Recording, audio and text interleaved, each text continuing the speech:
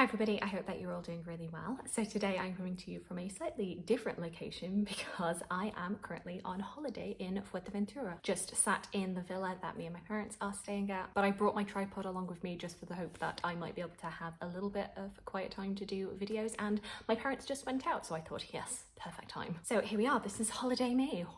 It is currently Monday the 18th of October when I'm filming this. I've been on holiday for, 3 or 4 days now, and I can confirm to you that my progress for this holiday is that I have read 3 books. Meanwhile, I've sustained 5 insect bites, all on my legs. This happens every single year. I always end up being bitten by mosquitoes, and I don't know what it is about me and my pale, pasty flesh that apparently is so attractive to mosquitoes. But yeah, I just currently have a lot of very ugly looking bite marks. But I thought I'd come back today to talk about the books that I have read so far in October. The first book that I want to talk to you about today is The Mirror and the Light play by Hilary Mantel and Ben Miles. So if you follow me on Instagram, you might have seen that I went to see the play that the RSC were doing of The Mirror and the Light, adapting the final book in the Wolf Hall trilogy. And not only did I go to see it, but I actually ended up meeting the author herself, Hilary Mantel, in the theatre. And yeah, I was not cool about it at all.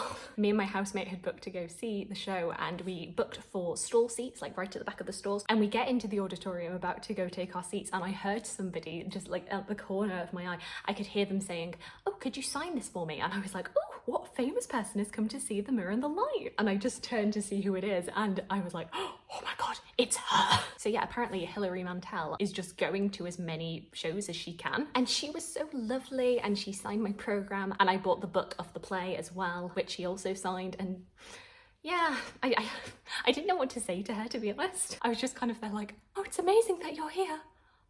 But no, that was really cool. So yeah, so I was there to see the show, and then afterwards on the train I ended up reading the play, just because I always think it's interesting to do that, to see how much room there is for interpretation within the script itself. And what I would say is what you get from the script is pretty much what you get from the show. I don't know how much people could twist and turn it around in later productions. As an adaptation of the book, obviously you are whittling down a book that is almost 900 pages long down to a 2-hour show. So obviously there are going to be massive cuts that are made. There are going to be certain things that have been truncated for the sake of the show. One of the things I think was really cut down for the show was really the focus on the wives, especially on Jane Seymour. I feel like she barely got a look in the play, which I do think was a bit of a shame. She's already a pretty overlooked wife of Henry VIII. So you finally got this book where the majority of it is her tenure as queen, and then she's barely in the play. I think what this was really good at doing was really bringing out a lot of the humour. I do generally find the Tudor court to be quite funny and humorous anyway, but I feel like sometimes it's not often played that way. But when you get down to it,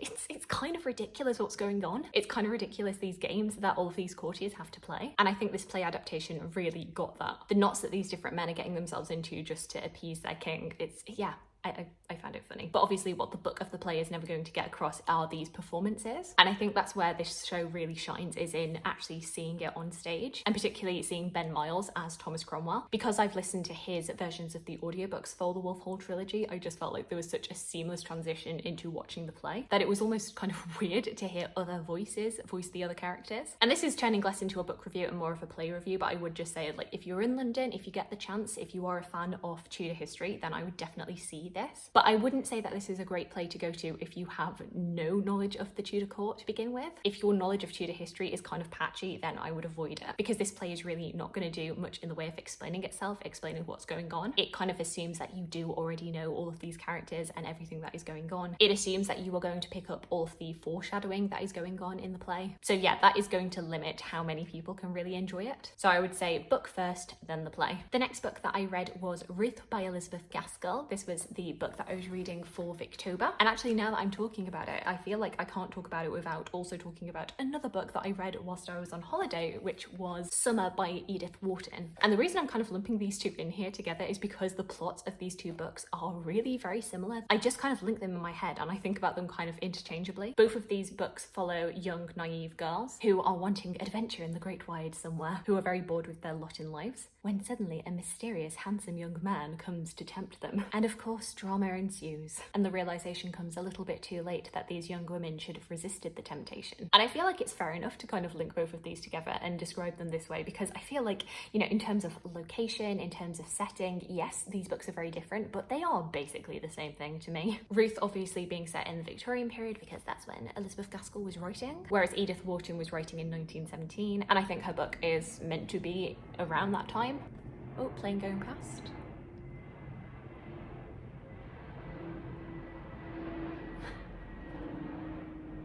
This villa is in a bit of a flight zone, so we get that a lot. And to be honest, I ended up having a lot of similar thoughts about this, and the thing is that I can't really talk about my thoughts about either of these books without giving spoilers. I think both of these books had some beautiful writing, some really interesting characterization. So, you know, I would definitely recommend giving them a read if they sound interesting to you. But where my enjoyment of both of these books was really affected was through the plot and what happened. So if you don't want any spoilers for either of these two books, then I would skip to this time. But both of these books deal with this trope that I've realised I don't really like very much, which is the fallen woman. Society's treatment of the fallen woman, and particularly what often happens to these fallen women, which is that they either end up dying at the end, or they end up being just thrown into marriage with somebody that they don't love, who has not been very appealing throughout the entire plot, but, you know, we have to marry them off. It kind of reminds me of that line at the beginning of The New Little Women. If the main character's a girl, make sure she's married by the end. Or dead. Either way. And you know, I get it. I understand what the expectation was for women in this time period, but I don't have to like it. I don't have to like reading about it. And I feel like as much as these books are trying to be sympathetic to their heroines and trying to be critical of the societies that are telling them that they're no good for what they have done, for daring to have sex out of wedlock, my goodness. Actually, what their plots end up doing is validating that society. That both of these women flew too close to the sun and now they are being punished for it. And I do understand that both of these books were considered shocking in the time for generally painting these women with a sympathetic brush, for not condemning them outright or saying they are terrible. But there's also this strong part of me that just wishes that both of these books could have gone the whole hog and said,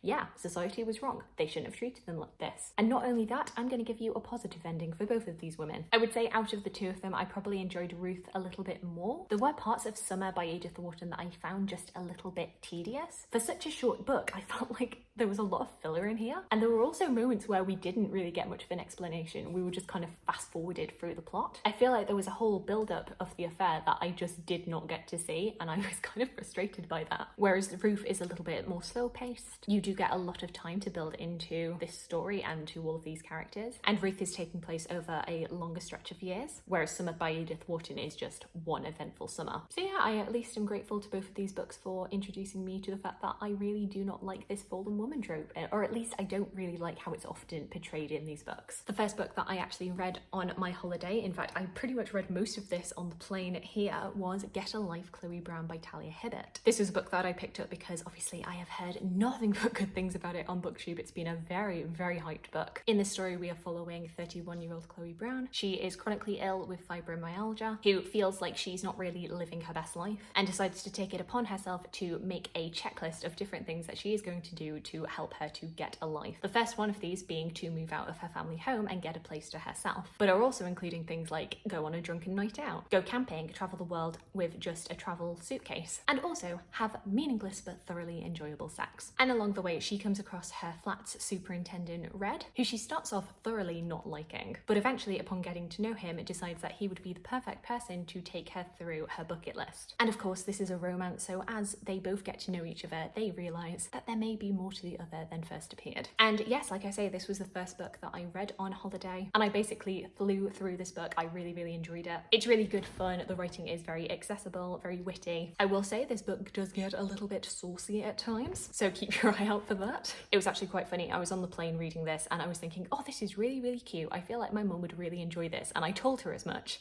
And then I got to the next chapter and that's when things started getting saucy. And I was suddenly like, okay mum, you are not to read this, no no no. But yeah, I thought this was a really, really cute story. I really liked the relationship that was built up in here. It was kind of on that dislike to lovers thing, a relationship that's very much made up of banter, kind of insulting, poking fun at the other, but then realising how much they care for the other person, which we know I enjoy. And what ends up building is this really healthy, communicative relationship. There's really good, insightful representation into chronic illness in here. Something I know other people have mentioned about this is that this this is a book that has an interracial romance where the fact that it is interracial is not brought up as part of the plot. You know, there is never a moment where people are like, oh, shocking, which, you know, thank God, it's 2021. Not only that, but the main character is plus-sized, and that is also never really brought up as part of the plot. There is never a moment where Chloe is like feeling very insecure about her body, or feeling like, oh gosh, will Red love me just as I am, even though I'm plus-sized? That was another thoroughly enjoyable part of this book, is that Red is so clearly attracted to her throughout the entire thing. Even when he thinks he hates her, he's like, God, she's so beautiful. Why does she have to be so beautiful? The one. Plane.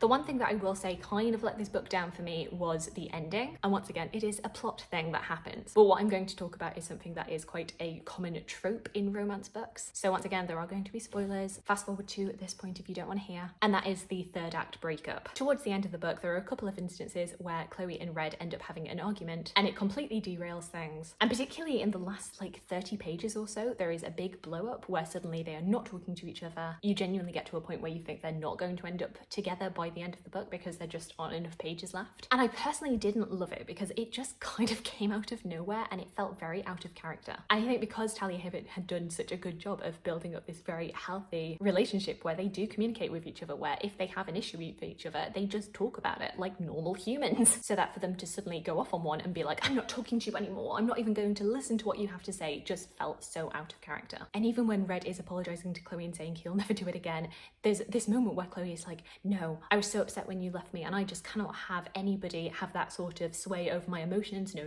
And it's meant to be like this like strong independent, she doesn't need a man kind of thing, and it just felt like it came out of nowhere. It kind of felt like that conversation was in there so that nobody could pick up this book and say, she seems very emotionally dependent on him. Like the author was saying, no, she's already addressed this, she is not emotionally dependent on him because I've said so. I definitely can see where conflict could have come, but I feel like if it was going to happen, it should have happened a lot earlier in the book, when their communication with each other was not quite up to scratch, where they hadn't really resolved things. But for it to happen so late on just felt a bit forced and just like it was there for the sake of creating tension, and I didn't like that. But otherwise it was a really enjoyable book. I'm definitely going to pick up the next two books in this series. For those of you who don't know, this series kind of follows the three Brown sisters. So next up is, I think, Take a Chance, Danny Brown. And then the third and final book is At Your Age, Eve Brown. And I'm definitely looking forward to the Eve Brown one because I feel like just from what has been mentioned about Eve in here, I feel like I'll really get on with her. She likes musical theatre, like why would I not like her? And then the last book that I'm going to talk about today is House of Names by Colm Toibin. This book is Greek myth retelling, and it is retelling the story of Clytemnestra and Agamemnon, particularly bringing to life the story of the Oresteia. For those of you who don't know this story, it is quite a grisly, brutal one. The story of Clytemnestra and Agamemnon being that on the eve before the Greeks were due to set sail to Troy, Agamemnon ended up sacrificing his daughter Iphigenia in order to appease the gods and to have the winds change direction so that they would be free to set sail to Troy. And of course, as you may imagine, his wife Clytemnestra was not very happy about that decision. And after Agamemnon came home from Troy, she and her lover ended up killing him. And the story of the Oresteia and the story of House of Names is really the fallout of that. How her two children, Electra and Orestes, end up reacting to the murder of their father, this disintegration of their house, and it's just tragedy upon tragedy. I feel like the reason that you'd come to this book is not really for Colm Toibin's spin on the original story, but it's really for his writing. There is some really beautiful writing. In fact, I would say that the first few chapters of this, which are told from Clytemnestra's point of view, are some of the most stunning depictions, particularly of grief. You feel simultaneously Clytemnestra's anger, but also her numbness for what has happened, particularly in her attitude to death and murder. The first few lines being, I have been acquainted with the smell of death, the sickly, sugary smell that wafted in the wind towards the rooms in this palace. It is easy now for me to feel peaceful and content. I spend my morning looking at the sky and the changing light. The birdsong begins to rise as the world fills with its own pleasures, and then as day wanes, the sound too wanes and fades. I watch as the shadows lengthen. So much has slipped away, but the smell of death lingers. Maybe the smell has entered my body and been welcomed there like an old friend come to visit. The smell of fear and panic.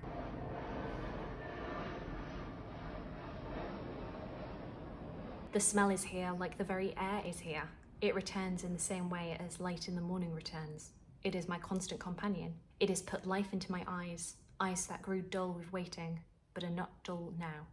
eyes that are alive now with brightness. I think that's where this book really shines, is with Clytemnestra's point of view, with the descriptions of her mental state. But this book is not just from her point of view, it is also through the point of view of Orestes and Electra. And I would say, particularly in Orestes' point of view, that is where it kind of falls down for me. Toibin made a really interesting choice, which is that for Clytemnestra and Electra's point of view, it is told in first person, whereas in Orestes' point of view chapters, it is told in third person. It is clearly Orestes who we're meant to be following, but we don't ever hear into his thoughts. If you've read this before, I would really love to hear your opinion on why that is. You know, I was thinking about why that might be, but I could never come down to a satisfying reason. And I feel like because we never do get a proper insight into his mind, but the book most often goes back to his point of view, it made those chapters feel really detached in a way that it just isn't for Electra and Clytemnestra. You know, what is happening is really compelling, but when half of it is told in such a detached way, you really end up questioning how invested you can be, which I don't think is right. There is so much intrigue in this. There is so much action and drama happening in this that you shouldn't be feeling like, why am I interested in you, Orestes? Why should I care about you? I think this is a really great one if you are interested in Greek myth, if you're a fan of a bit of murder, but maybe might not be my absolute favourite Greek myth retelling that I've read. In terms of what I'm currently reading, I am about halfway through The Song of Achilles, which is our book club pick for the I Should Have Read That book club for October.